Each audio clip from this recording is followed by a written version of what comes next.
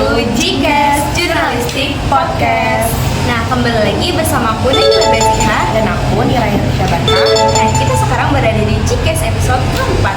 Nah, di GCast episode keempat ini kita kedatangan narasumber yang spesial nih. Kalian mau tahu? Nah, narasumbernya itu yaitu adalah Duta Genre. Duta Genre itu ngapain aja sih kak tugasnya? Nah, daripada penasaran, mendingan langsung aja ke videonya. Let's go! Nah, sekarang kita udah sama narasumber kita nih. Nama siapa kak? Halo, perkenalkan nama aku Selamat Mia atau biasa disebut sebagai Lala. Aku merupakan juara 2 putri Duta Genre Kabupaten Bekasi tahun 2024. Keren banget. Juara 2 di Kabupaten Bekasi, Duta Genre. Nah, gimana kak kabar hari ini ya? Kabar baik, alhamdulillah. Nah, sekarang kita akan lagi tentang Duta Genre itu apa sih? Langsung pertanyaannya. Nah, menurut kakak, peranan Duta Genre dalam kehidupan masyarakat seperti apa sih implementasinya?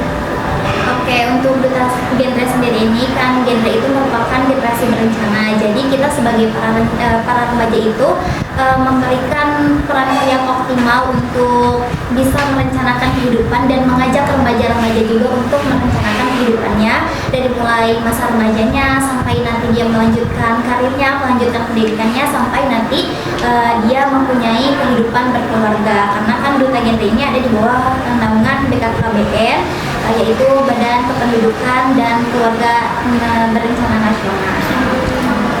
Contohnya tuh kayak gimana? Untuk contohnya sendiri kayak misalnya perannya ngapain di genre sendiri ini, mungkin sekarang yang lagi rame-ramenya adalah isu stunting ya, salah satunya itu isu stunting, dimana stunting itu kan disebabkan oleh beberapa faktor, dimana salah satunya adalah karena pernikahan dini. Nah, dari BKKBN sendiri itu mempunyai program untuk para Duta Genre ini gimana caranya bisa mengajak para remaja itu untuk mencegah yang namanya terjadinya pernikahan dini. Jadi biasanya kita para Duta Genre itu datang ke sekolah-sekolah memberikan edukasi kepada remaja-remaja atau datang ke beberapa tempat gitu melakukan sebuah program untuk memberitahukan kepada remaja-remaja bahwa pernikahan dini itu tuh sebenarnya nggak boleh loh guys, karena lebih baik kita melaksanakan hal-hal yang lebih bermanfaat daripada kita memilih untuk nikah di usia yang muda. Ya benar sekali. Dan sudah banyak banget juga. Iya, dan juga karena pergaulan juga masih kayak itu. Ya. Mama aku juga kan kayak yang samping-samping gitu ya. Banyak banget. Salah satu penyebabnya itu karena itu tadi pernikahan dini, terus juga awalnya kan pernikahan dini juga mungkin salah satunya disebabkan karena pergaulannya kan. Yang bisa kita kasih tahu kalau misalnya pergaulan tuh mempengaruhi banget nih kualitas diri kita kayak gimana. Kalau misalnya kita bergaul sama orang-orang yang notabene yang kurang baik, pasti kita juga bakal terbawa ke arus yang kurang baik juga. Lanjut lagi ya kak. Menurut kakak hal yang harus dimiliki oleh Duta Genre itu Hal yang harus dimiliki sebagai Duta Genre, pertama sih harus punya niat dan tekad yang kuat untuk sama-sama mewujudkan generasi emas di masa yang akan datang. Karena Indonesia punya cita-cita mewujudkan generasi emas di tahun 2045, maka kita sebagai Duta Genre tentu saja harus memiliki visi yang sama dengan pemerintah. Kita harus punya tekad yang kuat, kita harus punya misi yang sama, kita sama-sama mewujudkan generasi emas tersebut dengan caranya itu melakukan sosialisasi, kita melakukan edukasi kepada teman-teman sebaya kita, kepada remaja-remaja yang ada di sekitar kita untuk sama-sama menghindari yang namanya triad KRL. Karena gitu kak, sejauh ini apa aja sih yang dilakukan sebagai Duta Genre? Sebagai Duta Genre, kalau untuk aku sendiri ya, aku banyak datang ke sekolah-sekolah ya, ngasih edukasi terkait tentang pendewasaan usia pernikahan, terus kayak bahayanya kita kalau misalnya memilih untuk melakukan seks pranikah, habis itu bahayanya kalau misalnya kita memilih untuk melakukan pernikahan dini. Terus juga yang lagi aku fokusin banget itu adalah tentang masalah stunting, dimana sekarang stunting itu masih jadi PR buat kita semua, dan penyebab stunting itu ya emang kompleks banget dari permasalahan-permasalahan kecil yang ada di lingkungan sekitar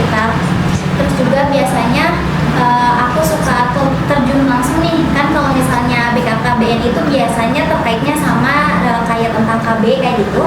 Jadinya aku juga pernah turun langsung ke kayak ke puskesmas, terus juga aku turun langsung ke posyandu buat tahu biar aku tuh tahu kira-kira gimana sih caranya kader-kader KB yang ada di desa-desa tuh gimana sih caranya mereka untuk melaksanakan tugasnya. Terus biasanya aku suka ikut kayak nanya-nanya ke kader BK-nya buat tahu informasi lebih lanjutnya, terus buat tahu juga jenis-jenis KB itu ada apa aja. Aku sempat ngeliat kayak gitu.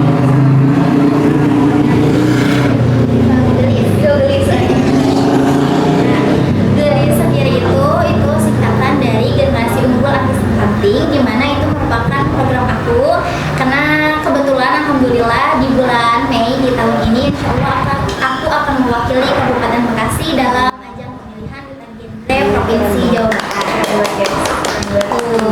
Jadi Gelis itu merupakan program gagasan aku sendiri, di mana si Gelis itu isinya banyak. Untuk programnya sendiri ada yang namanya Gelis Menawan, menjelajah menyebar pendidikan. Jadi aku datang kayak ke sekolah-sekolah atau aku datang ke suatu komunitas, pokoknya aku mengadakan sebuah perkumpulan di mana aku menyebarkan pendidikan atau informasi terkait tentang apa sih itu genre. Terus kayak aku memfokuskan ke permasalahan stunting, jadi aku masih tahu gimana sih caranya kita sebagai remaja itu memiliki peran untuk mencegah yang namanya terjadinya stunting di masa yang akan datang. Terus juga aku sedang mengusung sebuah makanan, di mana makanan ini merupakan snack sehat. Kalian tahu Fit Bar? Snack diet. Ya itu. Aku sekarang lagi bikin yang namanya moringa. Si Gelis moringa itu kan daun kelor. Nah, aku tuh lagi bikin yang namanya snack bar dari daun kelor, di mana daun kelor ini tuh punya kandungan zat besi yang tinggi, jadinya bagus untuk mencegah anemia atau mengatasi anemia. Nah, salah satu penyebab stunting itu karena kekurangan gizi kronis kan di masa awal ketika kita melahirkan seorang anak, terus kita kekurangan gizi dan anaknya juga kekurangan gizi kronis. Nah, itu tuh salah satu penyebabnya karena pas masa mudanya si orang tuanya itu kekurangan gizi dan kekurangan zat besi. Oleh karena itu aku punya rencana gimana caranya biar remaja-remaja tuh kebutuhan gizinya terpenuhi, terus kebutuhan zat besinya yang biasanya kan kita disuruh minum tablet tambah darah ya. Nah, terus kan ada beberapa juga remaja yang emang nggak suka sama tablet tambah darah, ya kan? Karena Betul kan? emang saya enggak ya. Nah, terus melihat fakta yang ada, aku berusaha untuk membuat sebuah inovasi. Jadinya aku terbitkanlah sebuah snack bar. Jadi snack bar itu udah komplit banget isinya, mengandung protein, mengandung zat besi juga gitu. Jadi itu bakal dari orang apa? Rencananya itu bakal aku produksi, terus bakal aku sebarin dengan cara kolaborasi sama posyandu atau sama puskesmas. Jadi bisa jadi makanan pengganti kan, biasanya kita kalau misalnya dari puskesmas itu suka dikasih makanan-makanan gitu kan. Nanti snack bar aku bisa menggantikan atau mungkin menambah makanan-makanan yang dari puskesmas itu sendiri. Itu risetnya udah berapa? Sejauh ini berarti mungkin udah ada 4 bulanan dan sekarang tuh masih proses. Aku masih mengusahakan untuk si snack barnya biar ada informasi nilai gizinya. Jadi kan karena itu termasuk snack sehat, jadi kalau misalnya kita mau mengedarkan makanan kayak gitu harus melalui ya beberapa proses, salah satunya itu untuk menghitung informasi nilai gizinya. Bener-bener kagum banget Iya, bisa munculin inovasi, terus nanti langsung mau jadi perwakilan dari Kabupaten Bekasi. Kurang inspiratif apa coba ini ya. Lanjut ya Kak. Waktu pas pemilihan duta genre itu rangkaiannya itu seperti apa aja ya Kak? Untuk rangkaiannya sendiri, pertama itu kalau misalnya kita mau jadi seorang duta genre, aku mengawali karir aku itu dengan cara ikut Big Air, di mana Big Air ini merupakan pusat informasi dan konseling remaja. Jadi di bawahnya duta genre itu ada yang namanya Big Air, Big Air. Nah, dari Big Air itu sendiri nanti menghasilkan beberapa orang yang siap untuk mengikuti pemilihan duta genre. Jadi dia ada perwakilannya gitu. Nah, Big Air itu biasanya ada di sekolah-sekolah atau juga ada di setiap kecamatan gitu. Nah, aku kan dari Yaspia, jadi ada Big Air di Yaspia gitu. Dari situ aku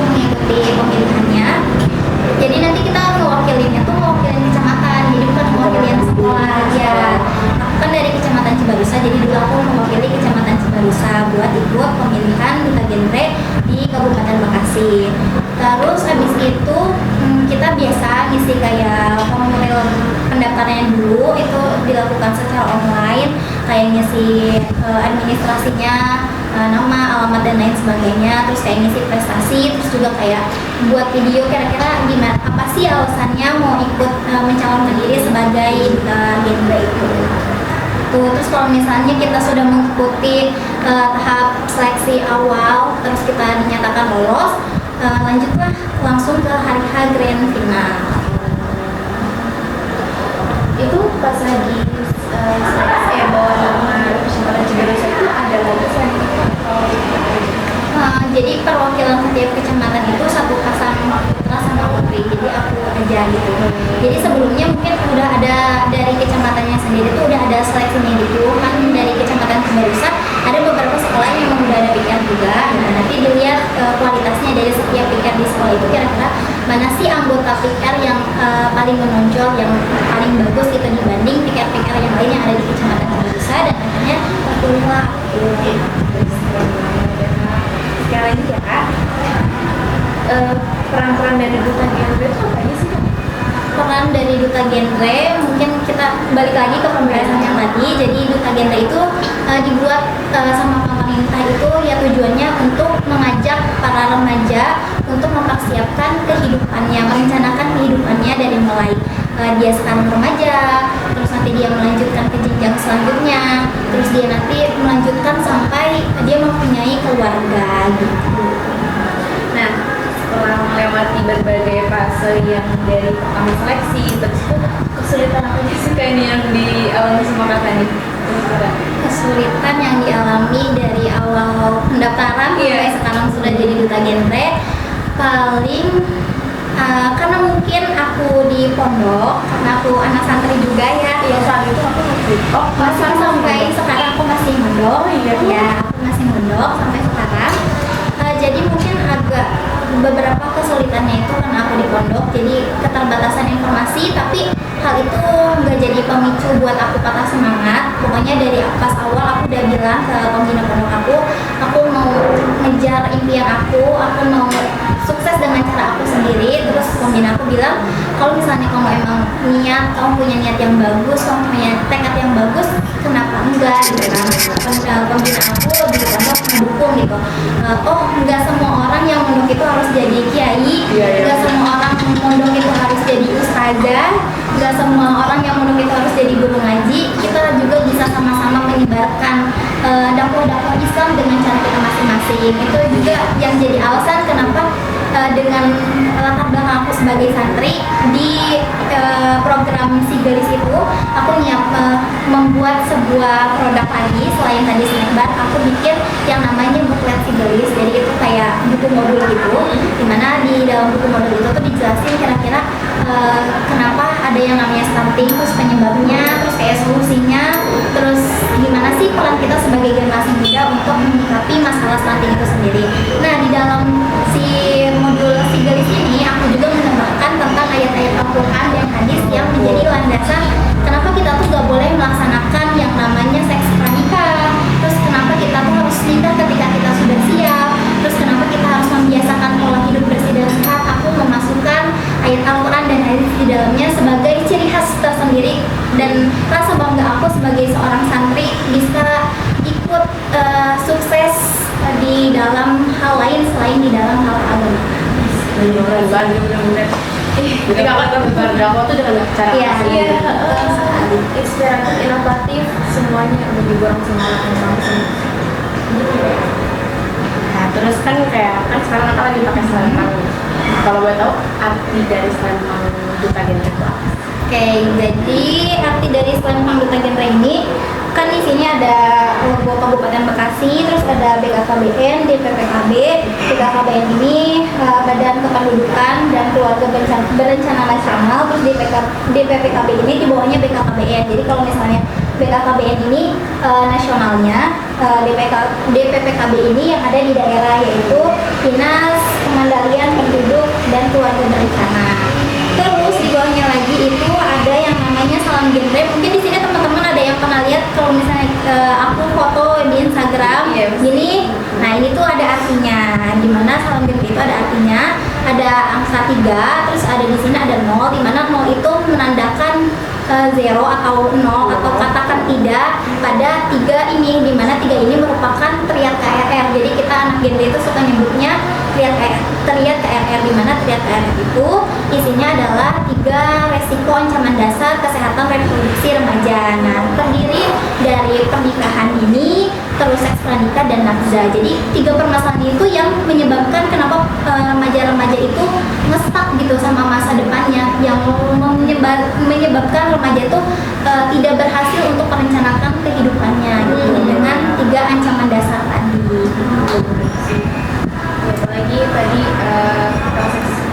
Seks pranikah, terus ada nafsa juga, terus juga ada pernikahan dini. Itu kan benar-benar jadi permasalahan banget ya, yang bisa menimbulkan berbagai macam masalah-masalah yang lain yang akan ada di depan.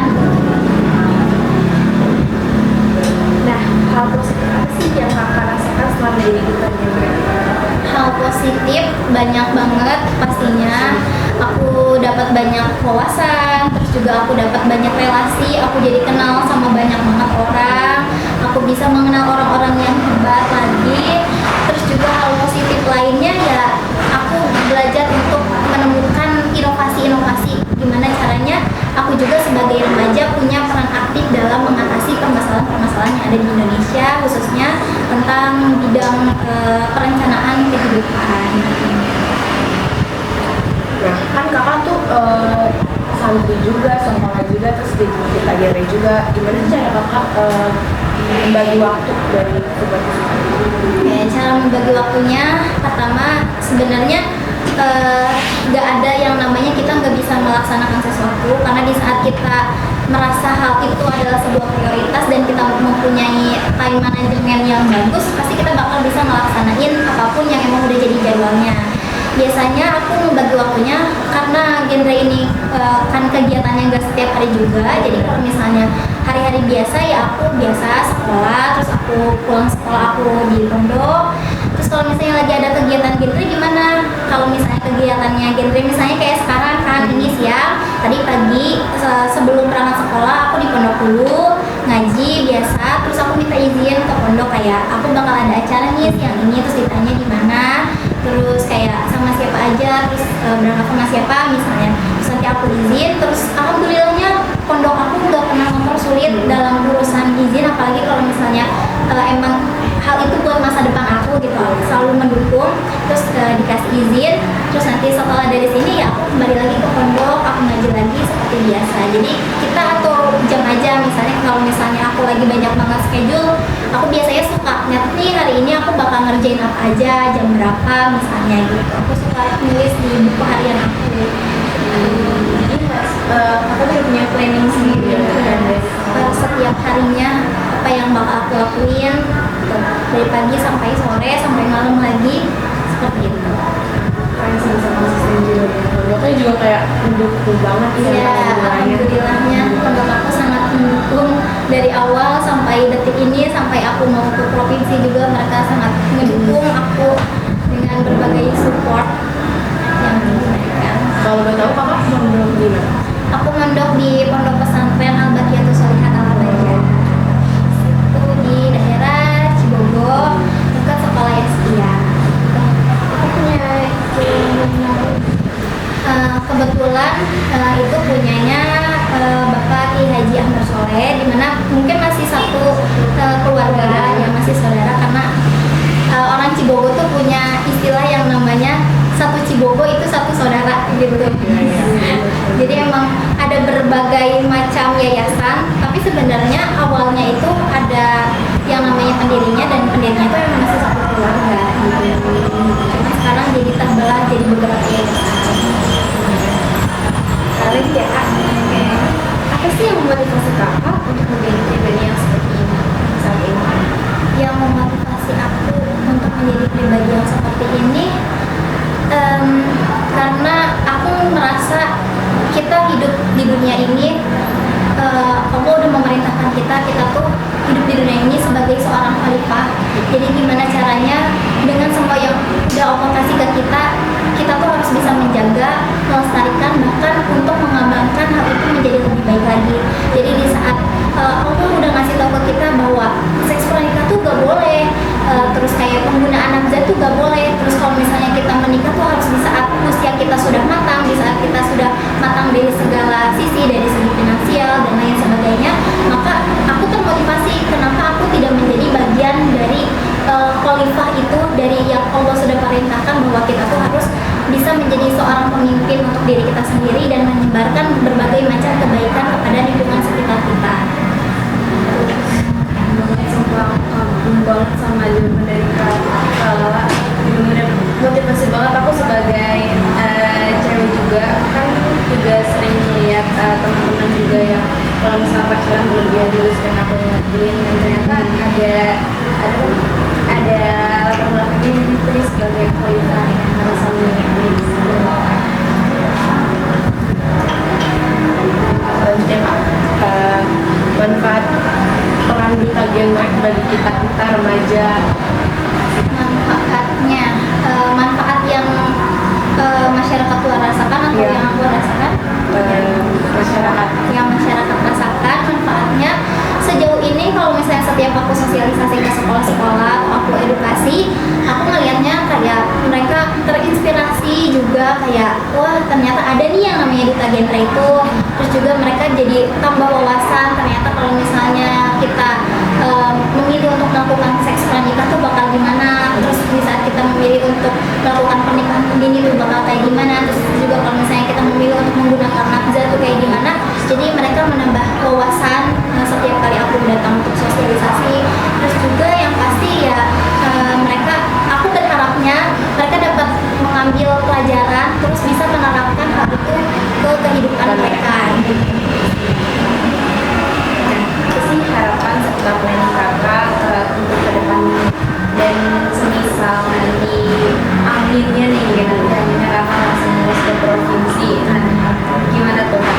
Apa yang bakal kakak lakuin ke depannya? Inovasi apa atau gimana yang bakal kakak pengen jalani? Oke, jadi itu kedepannya harapan aku, kalau seandainya aku terpilih menjadi duta genre Provinsi Jawa Barat, amin.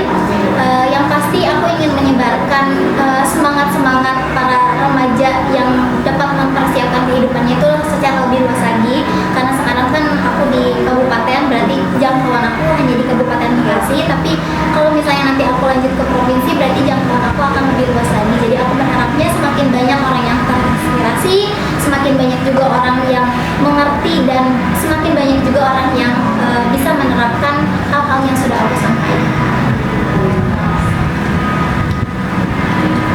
Kan kalau remaja tuh lebih sensitif gak sih Kak kalau misalnya lagi dikasih tahu? Jadi cara apa nyampein ini ke remaja tuh dengan cara apa gitu biar mereka tuh rasa empati juga casting kurang gitu.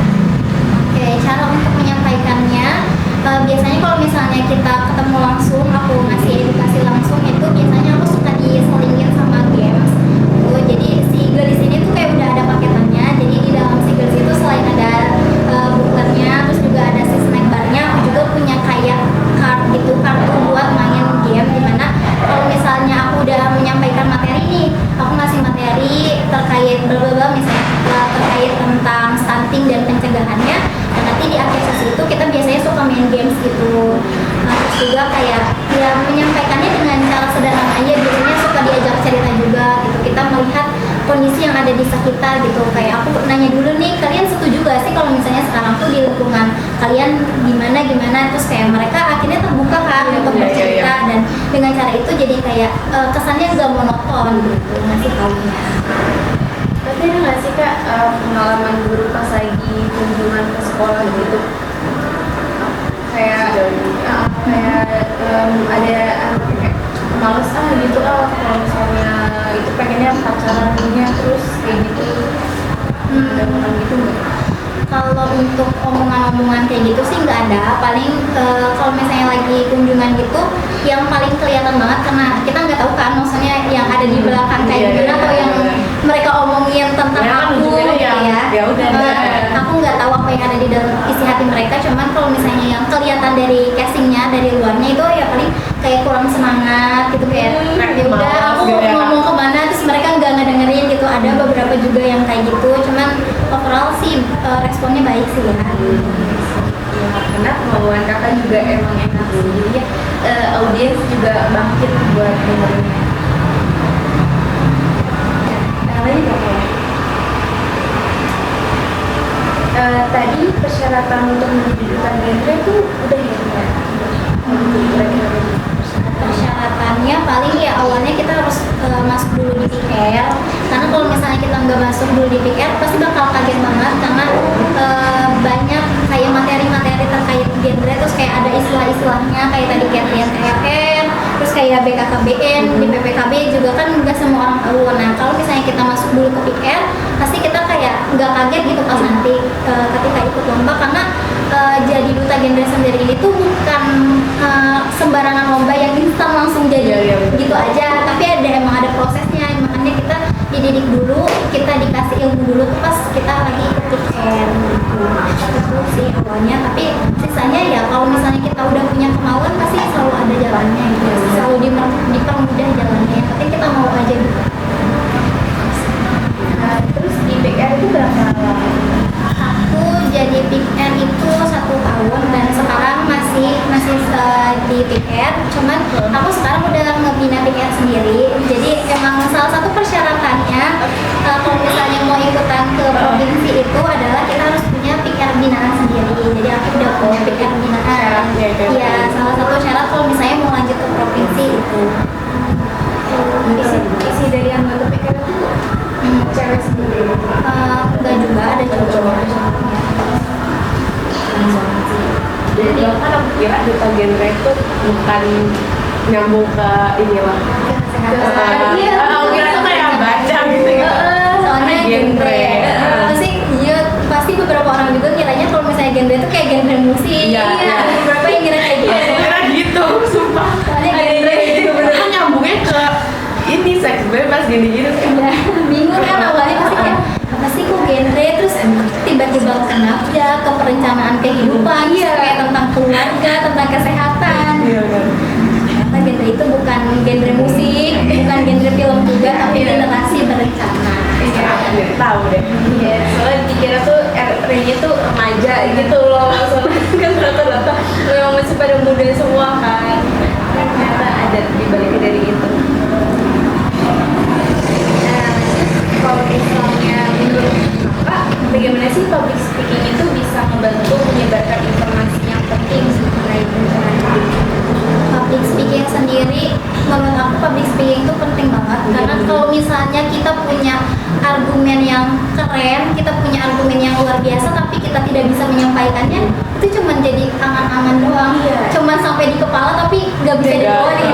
Jadinya penting banget public speaking itu udah jadi kunci nomor 1 untuk meraih kesuksesan. Mungkin menurut aku salah satunya adalah dengan kita menguasai public speaking, karena ya yang namanya makhluk sosial harus bersosialisasi, dan salah satunya ya dengan berbicara gitu. Jadi public speaking itu penting banget gitu.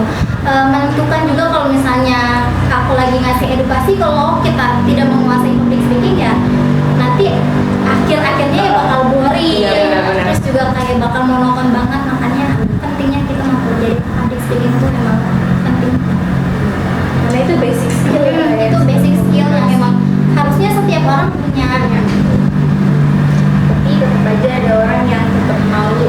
Itu rasa malunya itu kalah sama rasa pengen nyoba gitu. Ya benar. Ada yang beberapa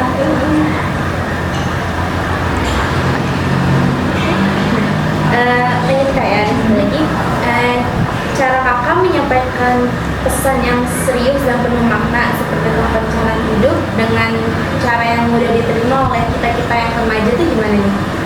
caranya, biasanya aku selain ngasih edukasi langsung, itu aku biasanya bikin konten gitu kan, kayak bikin konten di Instagram. Terus kan kayak sekarang tuh Gen Z tuh kan sangat bergantung dirinya sama TikTok ya, Ya, kan? Nah, biasanya aku kayak mengaplikasikan tren-tren yang ada di TikTok untuk ngasih edukasi ke remaja-remaja. Jadinya pesannya tetap masuk, tapi menariknya juga tetap masuk gitu, biar bisa diterima sama remaja-remaja.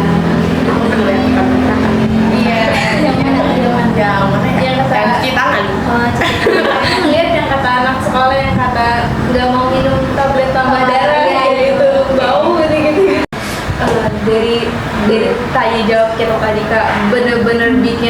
mind blowing banget, penuh inspiratif, inovatif banget ya kan ya. Bener-bener bikin apa ya, terkesima hati gitu banget. Walaupun kakak kan jawabannya spontan ya gitu kan ya. Kita tuh dengarnya tuh kayak ini kayaknya udah bikin gitu ya Allah, bener-bener tertata banget bahasanya, suka banget, makasih banget ya kayak udah lama kembali karena udah mengundang aku ya. pasti kita harus sering mengundang kakak. Iya, pasti kita udah inspiratif itu masa nggak diundang sih, karena ini juga buat teman-teman juga. Semoga dengan adanya narasumber kita ini yang sangat inspiratif yaitu Kak Lala, semoga bisa menjadi inspirasi buat kalian tentang duta genre, ataupun kalian bakal tertarik atau seperti apa, nanti kalian bisa lihat-lihat lagi dengan pertanyaan-pertanyaan tadi. Jadi itu menambah wawasan juga buat kita, jujur pribadi buat aku sendiri dan Raya dan juga buat teman-teman juga. Terima kasih banyak ya Kak. Sama-sama. Mohon maaf bila aku sama Raya ada salah kata. Kita sekian dari sini untuk podcast kali ini di episode keempat. See you next time di podcast episode selanjutnya. Bye bye.